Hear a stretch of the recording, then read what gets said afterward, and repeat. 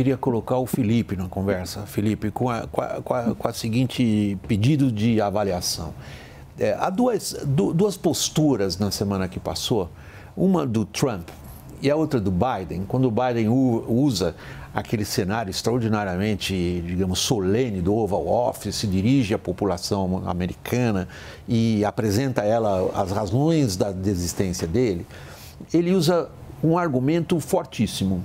Ele diz: os Estados Unidos estão num ponto de inflexão histórica, que é como dizer, nós estamos numa encruzilhada de tal maneira que se a gente for para um lado, o país está perdido.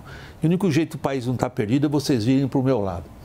E quando a gente ouve o Trump, na mesma noite, foi quase no mesmo momento que eles falaram, parece coisa de filme. O Trump diz assim: depois que eu tomei aquele tiro, as pessoas começaram a dizer que eu tinha ficado um nice guy, um cara mais cordato, mais agradável. Eu quero dizer para vocês o seguinte: eu não vou ser nice guy coisa nenhuma. Como quem diz, eu vou por enfrentamento total. Ninguém mais parece fazer uso de qualquer tipo de instrumento de persuasão daquele que poderia ser um eleitorado, digamos, entre aspas, centrista, capaz de ser capturado por um lado ou pelo outro, Felipe? Olha, eu acho que é uma eleição, apesar de tudo, que tem muitos ineditismos, William. E a gente está falando de uma polarização muito acentuada. Acho que o Christopher bateu um ponto que é essencial.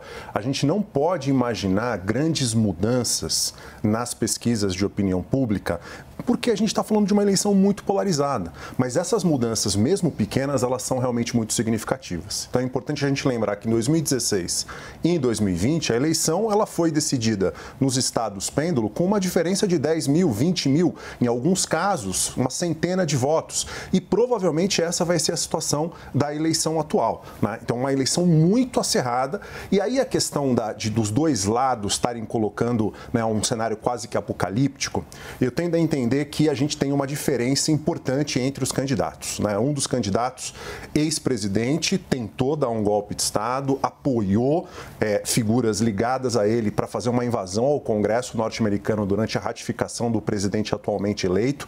Então, é uma situação, né, que os democratas, ao colocar o risco à democracia, têm uma base empírica que, de uma certa maneira, justifica essa ameaça, a meu ver.